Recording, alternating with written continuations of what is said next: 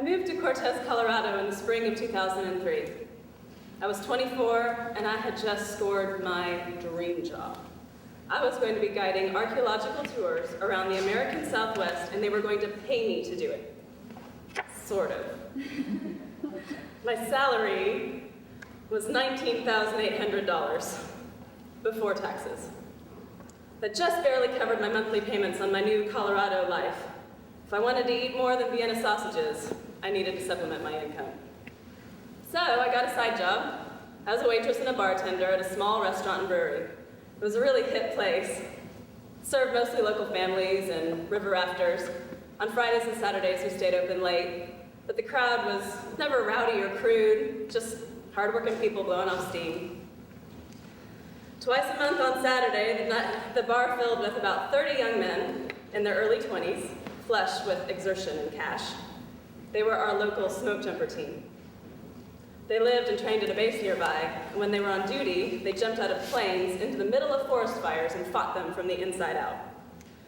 It's a dangerous job, and they were paid handsomely to put their lives on the line. And like race car drivers and naval aviators, they had wildly inflated egos. But, even misplaced confidence can be attractive, especially to young women in their early 20s. I was cute. I served them beer. And I was the only single girl behind the bar, maybe in the whole town. They loved me. I had a major crush on their Sergeant Nick. He was only a year or two older than the rest, but he slightly outranked them, so he was in charge. He had black hair and he wore a bomber jacket. I thought he was dreamy. He'd sit at the bar and talk to me about books and music. I'd tell him about the tours I was leading, and he'd tell me about the forests they were saving. When our hands grazed, we smiled. When our eyes met, we lingered. The boys teased him and called me his girlfriend. I ate it up. I wanted to be his girlfriend if he would just ask me out. Late one Saturday, in July, the boys were there. While I was closing up, they were finishing their beers. They were all there: Tank, Bambi, Jemima, Tristan. I only knew their call signs. Tank was a giant guy. Bambi had doe eyes and a mopey face. Jemima liked pancakes. Tristan was drop-dead gorgeous. He got his name because he looked like Brad Pitt's character in Legends of the Fall. Anyway, that night, I mopped around their feet, much to their amusement, and then shooed him out. Nick, who'd had a little more liquid courage than usual, invited me to come with them across the square to Hollywood Bar for a drink. I was thrilled that he had finally taken the first step toward asking me out. At Hollywood, the boys were buying rounds of shots and playing shuffleboard. Liquor on top of their beer and liquor on top of my empty stomach made for increasingly bad shuffleboard playing. And in the end, Nick and I played Bambi and Tank for the imaginary gold medal while the others cheered. I was riding high on a wave of testosterone, attention, and alcohol.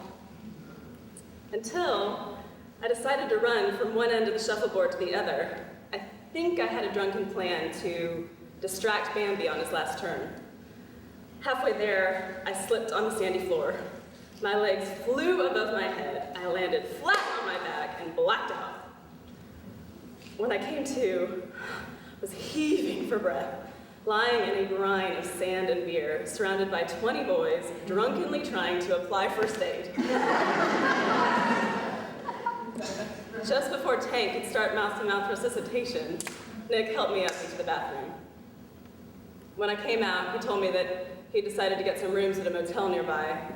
No one could drive. I stumbled with them from Hollywood to the motel and plopped down on a dingy sofa in one of the rooms that they'd gotten. Someone had a case of Coors Light, and Tristan started a poker game. Nick played a few hands with me, and then he leaned over and whispered, "I gotta go to bed. I have 4 hours before I got to get these boys to the barracks." He asked me to come lay down with him. "No funny business," he said. "I just don't want to leave you here with these assholes. And you shouldn't drive home." I told him, "I'll just play the next game and then I'll come." I don't know why I didn't go with him then. I don't know what I was thinking, or if I was thinking. He was disappointed. He just nodded and left. As soon as he was gone, Tristan sidled up next to me on the couch and handed me another beer. The guys rolled their eyes at him, and I think Tank said, "Not her, dude." But Tristan ignored him. He flirted and fawned over me. His attention felt like the sunshine. He was so handsome, he was so charming. I was starstruck. I knew, somewhere in the back of my inebriated head, that it wasn't his attention I craved. But there, in that moment, I didn't want Tristan to take the sun away. One by one, the boys dropped off to sleep where they sat or found a bed, leaving me alone with Tristan. I was lost the minute he kissed me. I didn't fight it when he led me to the bedroom, or complain when he laid me down. I wasn't worried that anyone could hear us. We groped and fumbled, drunk and horny like teenagers after the prom. He tugged my clothes off. We rolled and tangled the sheets. He was working pretty hard to rise after so much alcohol. I stopped the tussle and asked if he had a condom. He didn't answer, he just shut my mouth with his. So I pushed his chest away and shook my head. He slumped down on top of me and we passed out in a tangle of arms and legs. I woke up a few hours later, naked and alone in a dirty motel room bed. I sat up dazed. I felt eyes on me and I turned my pounding head. Nick was standing in the doorway, frozen. The disappointment and betrayal on his face broke my heart. I tried to speak, but he turned and walked away. I called after him, but his reply was the slam of the motel room door. I buried my face in my hands. I was ashamed of what I had done, but more of who I had done it with. I didn't even know Tristan's real name, and I didn't even really like him. And so much worse, I knew I'd screwed it up with Nick for good. I gathered myself, put on my clothes, pulled on my shoes without my socks, and darted across the square in tears, thanking the Lord that it was 6:30 on a Sunday morning and there was no one there to see me. Over the next few days, I agonized over what I would say when the boys came back. I couldn't imagine Nick would ever forgive me. And I hated it that the boys were just going to think of me as another slutty bartender. But in the end, I never saw any of them ever again. I was laid off from my dream job 1 week later. By the time the boys were back at the bar, I was crying on my parents' couch in Dallas. For years, I was mortified by what I had done. I thought it was a reflection on my character that I could betray somebody that I cared for. But looking back, I know now that it was more naivete, attention-seeking, and carelessness than evil in what I did that night.